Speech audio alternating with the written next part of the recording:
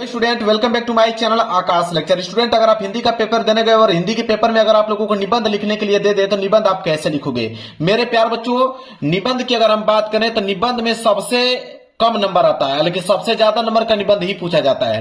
कम number इसलिए आता है क्योंकि बच्चे सही ढंग से लिख नहीं पाते हैं और उसको याद नहीं कर पाते हैं, क्योंकि किताब में काफी बड़ा बड़ा दिया होता है, इसलिए बच्चे याद नहीं कर पाते निबंध। मैं आज की इस वीडियो में एक ऐसा ट्रिक आप लोगों को निबंध लिखने को बता दूंगा कि दुनिया का कोई भी निबंध आ जाएगा, आप उसको आप आसानी तरीके से लिख पाएंगे। मेरे पास देख पा रहे हैं 2026 बोर्ड का हिंदी का एक पेपर है और हिंदी के इस पेपर में जो भी निबंध दिया गया है उसको मैं खुद अपने बोर्ड एग्जाम की कॉपी पे लिख के दिखाने वाला हूं। मेरे प्यार बच्चों ये इंटर का पेपर है और इंटर में निबंध मेरे प्यार बच्चों 9 नंबर का मिलता है, ठीक है, मतलब 9 नंबर का पूछा जाता है। और हाई स्कूल के पेपर में निबंध जो होता है वो 7 नंबर के लिए पूछा जाता है।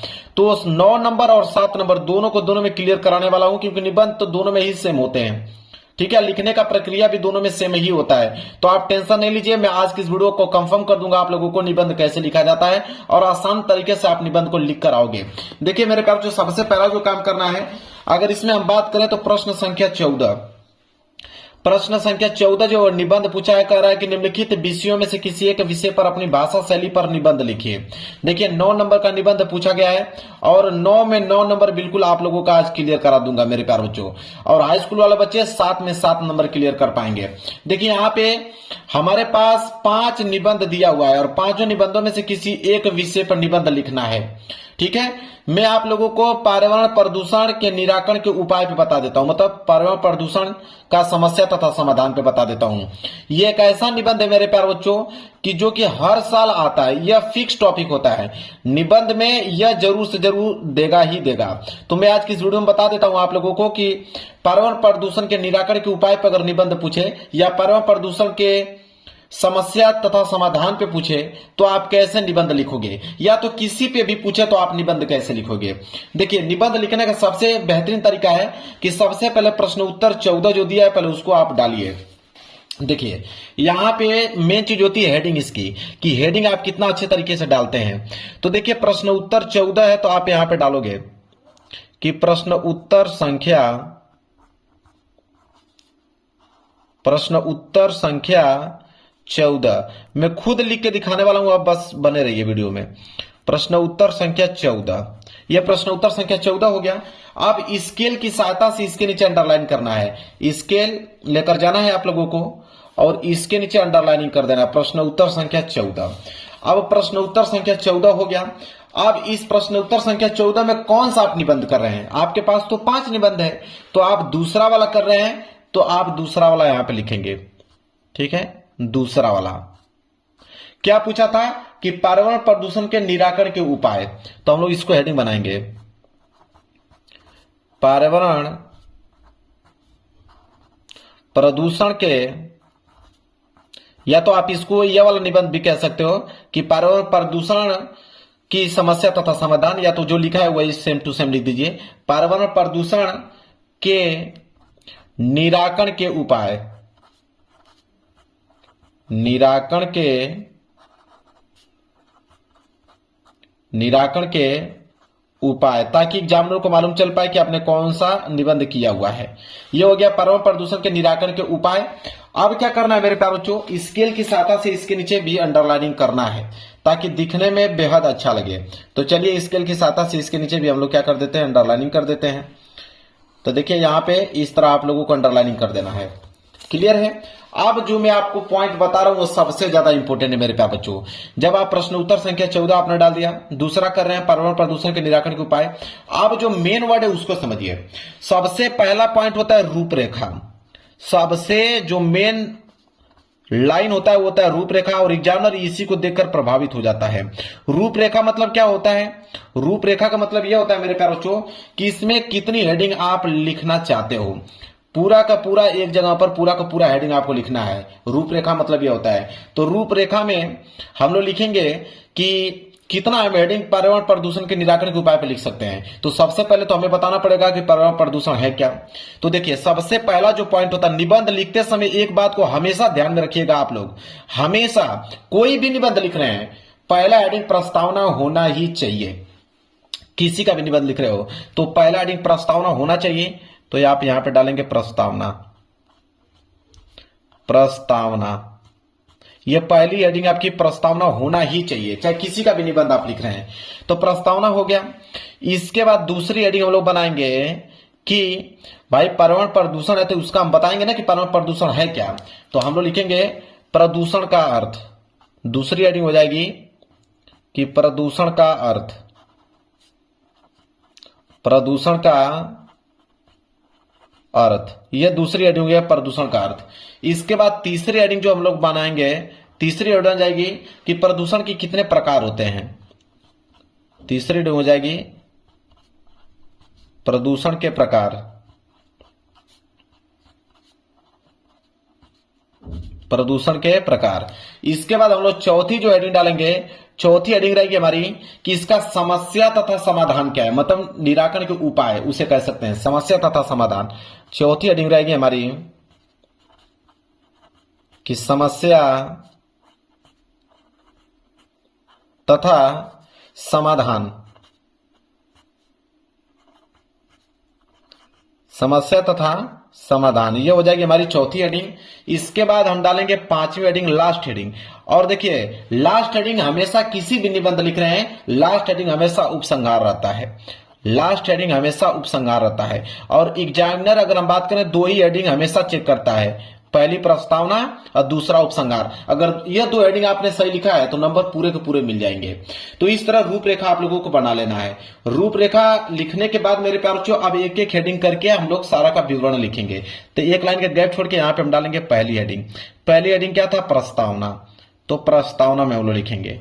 अब प्रस्तावना क्या होता है उसको मैं बता देता हूं। देखिए प्रस्तावना का मतलब ये होता है कि जैसे आप पर्यावरण प्रदूषण पे लिख रहे हैं तो उसमें आपको बताना होगा कि आखिरकार यह प्रदूषण है क्या, प्रदूषण हमारे जीवन को किस प्रकार प्रभावित कर रहा है, उससे हमारे क्या नुकसान हो रहे हैं, वो प्रस्तावना में लिखा जाता है। ठीक है, मतलब हमारे दैनिक जीवन में किसी भी निबंध का क्या प्रभाव होता है वो हमेशा प्रस्तावना में लिखते हैं, चाहे आप किसी भी विषय पर निबंध लिख रहे हो। तो हालांकि हम लोग पर्यावरण प्रदूषण पर लिख रहे हैं तो अब इसके बारे में लिखेंगे कि हमारे दैनिक जीवन में पर्यावरण प्रदूषण का क्या प्रभाव है।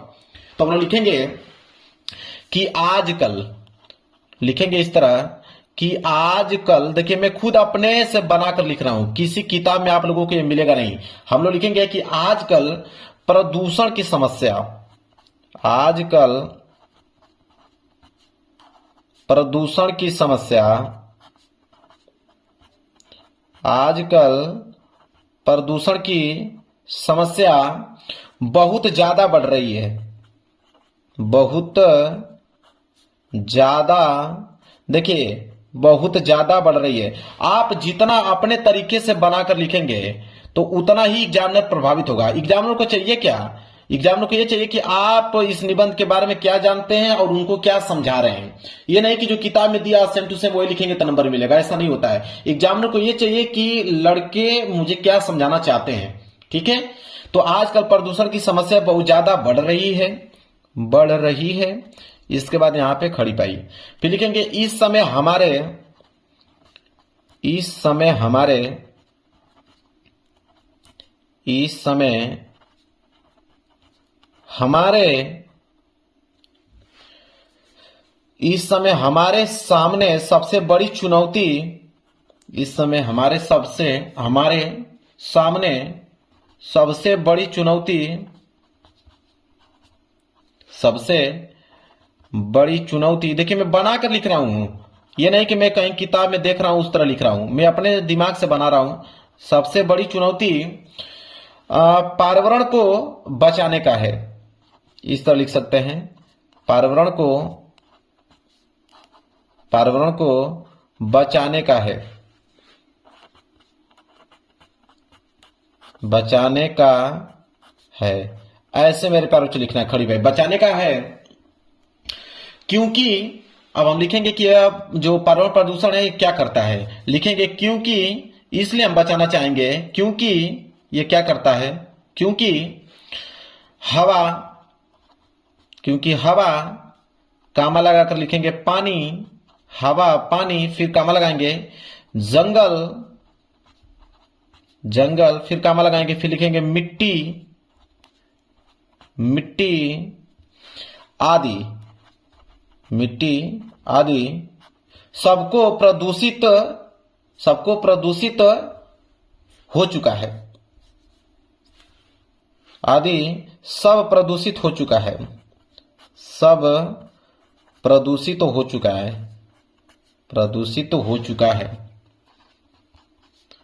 हो चुका है। ऐसे मेरे प्यारे बच्चों बस इतना ही पॉइंट लिखना है।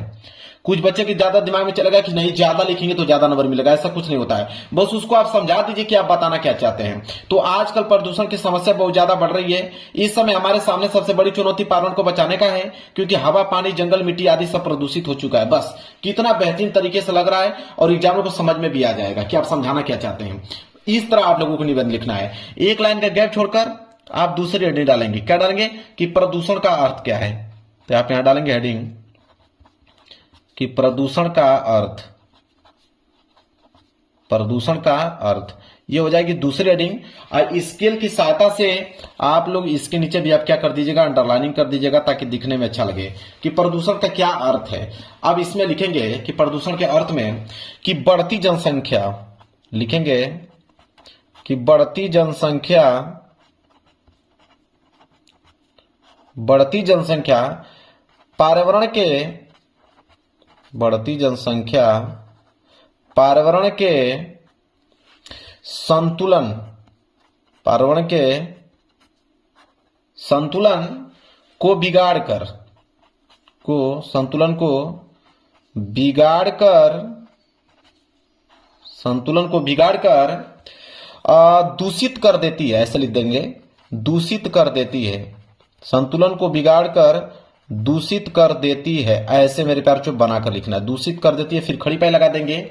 यह गंदा वातावरण, लिखेंगे कि यह गंदा वातावरण, यह गंदा वातावरण, यह गंदा वातावरण वह जीवनधारियों,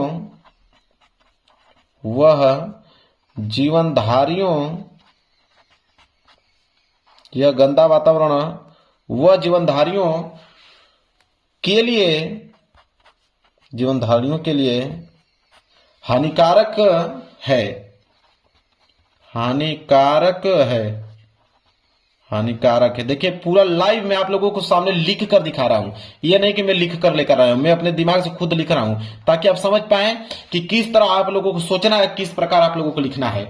बस इतना ही प्रदूषण के अर्थ में लिखिए कि बढ़ती जनसंख्या पर्यावरण के संतुलन को बिगाड़कर दूषित कर देती है और यह गंदा वातावरण यह जीवनधारियों के लिए हानिकारक है। बस जब पहला पेज भर जाए आप यहां पर लिख दीजिए PTO, पेज टर्नओवर। पेज को आप पलट दीजिए। इसके बाद पेज को आपने पलट दिया। इसके बाद तीसरी हेडिंग, तीसरी हेडिंग क्या था कि प्रदूषण के प्रकार। तो आप जाके तीसरी हेडिंग डालेंगे यहां पे कि प्रदूषण के प्रकार, प्रदूषण के प्रकार। यह तीसरी हेडिंग हो जाएगी और स्केल की सहायता से इसके नीचे आप अंडरलाइनिंग कर दीजिएगा। तो प्रदूषण के प्रकार में लिखिएगा कि मुख्य रूप से, लिखिएगा कि यह मुख्य रूप से, यह मुख्य रूप से 4 प्रकार के होते हैं। यह मुख्य रूप से 4 प्रकार के होते हैं। यह मुख्य रूप से 4 प्रकार के होते हैं। कौन कौन से? अब एक एक हेडिंग डालिएगा और उसके बारे में लिखिएगा। जैसे पहला वायु प्रदूषण, पहला लिखिएगा वायु प्रदूषण। अब मेरे प्यार जो वायु प्रदूषण में आपको बना के लिखना है कि भाई वायु को, हवा को कौन कौन सी चीजें दूषित कर रही हैं, उन्हीं के बारे में लिखना है। तो वायु प्रदूषण में आप ये लिख सकते हैं कि यह सबसे खतरनाक प्रदूषण है। यह सबसे, पहली लाइन तो यही होना चाहिए कि यह सबसे खतरनाक, यह सबसे खतरनाक प्रदूषण है, यह सबसे खतरनाक प्रदूषण है। अब आप ही बताइए हवा को कौन कौन सी चीजें दूषित करी हैं? भाई यही चीजें जो फैक्ट्री से धुआं निकल रहा है, बाइक से धुआं निकल रहा है, ठीक है, रासायनिक पदार्थ निकलकर हवा में मिल रहा है, वही चीजें तो दूषित कर रही हैं। बस उन्हीं के बारे में लिखना है कि यह सबसे खतरनाक प्रदूषण है। वायु प्रदूषण का मुख्य कारण है, यहां पर लिखेंगे कि वायु प्रदूषण का मुख्य कारण, वायु प्रदूषण का मुख्य कारण जो है, वायु प्रदूषण का मुख्य कारण उद्योगों और वाहनों,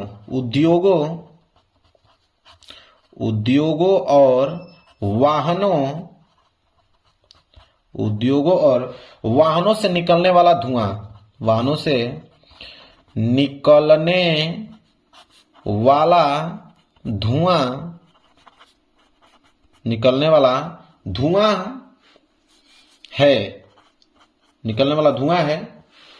फिर लिख दीजिएगा वायु प्रदूषण के कारण, वायु प्रदूषण के कारण, वायु प्रदूषण के कारण। अब इसके आगे आप लोग मेरे प्यार बना के लीजिएगा कि वायु प्रदूषण के कारण यह होता है कि जब हम ऑक्सीजन लेते हैं तो सांस के माध्यम से ऑक्सीजन हमारे अंदर जाता है और यह जो दूषित हवा होता है हमारे शरीर को हानिकारक पहुंचाता है, ठीक है, और अलग अलग बीमारियां उत्पन्न करता है। इस तरह बनाकर आप लोगों को लिखना है। इसके आगे मेरे प्यार फिर आप लोग यहाँ पे दूसरे हेडिंग डाल लीजिएगा कि जल प्रदूषण। अब जल प्रदूषण में ये लिखिएगा कि आखिरकार जल दूषित क्यों होता है। तो जल दूषित इसलिए होता है क्योंकि देखिए जल में हम लोग क्या करते हैं कि गंदगी फैलाते हैं, कचरा डाल देते हैं, ठीक है, और जो जानवर होते हैं उसको हम लोग धोते हैं, और रासायनिक पदार्थों फैक्ट्रियों से निकला हुआ कचरा जो रासायनिक पदार्थ होता है वो पानी में मिलकर उसको दूषित करता है। और उसके लिए कि जल प्रदूषण के कारण हमें अलग अलग प्रकार की बीमारियां होती हैं। जब जल तालाबों में हम लोग नहाते हैं तो उसमें बैक्टीरिया हमारे शरीर में आ जाती हैं जो कि हमारे शरीर को दूषित कर देती हैं, अनेक प्रकार की बीमारियां उत्पन्न होती हैं। इस तरह आप लोगों को बनाने के लिखना है जल प्रदूषण में मेरे प्यार प्यो, बस उसको समझाना है एक जानवर का आप लोगों को। इसके बाद जब ये हो जाए तो तीसरा आइटम डाल लीजिएगा मृदा प्रदूषण। अब मृदा प्रदूषण में आपको ये लिखना होगा कि आखिरकार मृदा दूषित क्यों होती है। तो मृदा दूषित क्यों होती है, जब हम लोग कचरा उचरा जब जमीन में अंदर गाड़ देते हैं, प्लास्टिक वगैरह गाड़ देते हैं, ठीक है, कुछ भी अलग तरह की सामग्री जब हम लोग मिट्टी में मिला देते हैं तो वो मृदा को दूषित कर देता है। उससे फसल नुकसान हो जाती है, उर्वरक जो होता है फसल की उर्वरक कम हो जाती है, फसल अच्छे से नहीं हो पाता है, ठीक है। इस तरह आप लोगों को मृदा प्रदूषण के बारे में मेरे प्यारों को लिख देना है। इसके बाद जब यह हो जाए तो चौथी हेडिंग आप ध्वनि प्रदूषण लिख दीजिएगा।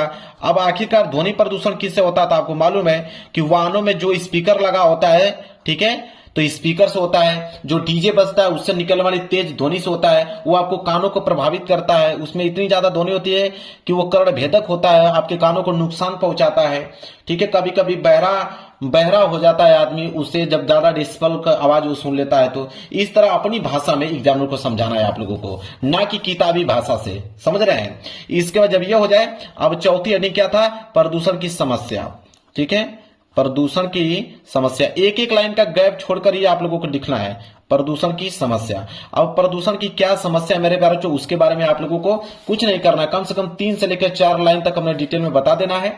इसके बाद आ जाना है 5वीं में कि प्रदूषण का हम समाधान कैसे करेंगे।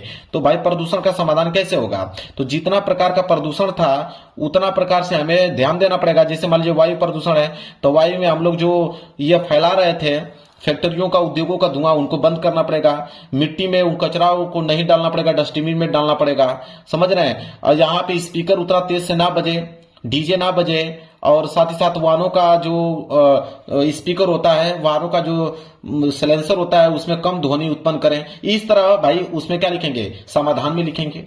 इसके बाद लास्ट हेडिंग, इसमें लिखने के बाद लास्ट हेडिंग आप क्या लिखेंगे, उपसंहार। उपसंहार का मतलब कि आपके जीवन में इसका क्या प्रभाव पड़ा है, ठीक है।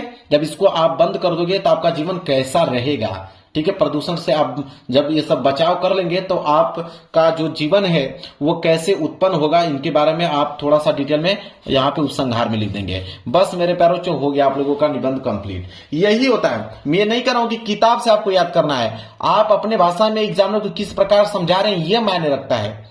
इसीलिए बच्चे याद नहीं कर पाते हैं। तो आपको क्या करना है कि निबंध पूरा पढ़ लेना है और अपने दिमाग से एग्जामिनर को समझाना है, ना कि किताबी भाषा से। इतना काम अगर करना सीख गए आप लोग तो समझिए कि एग्जामिनर पूरा का पूरा नंबर देता है, ठीक है। वीडियो पसंद आए तो वीडियो को लाइक कर देना, चैनल पर नए हो तो चैनल को जरूर सब्सक्राइब कर लेना। मिलेंगे एक प्यारे से नेक्स्ट वीडियो में, तब तक के लिए धन्यवाद।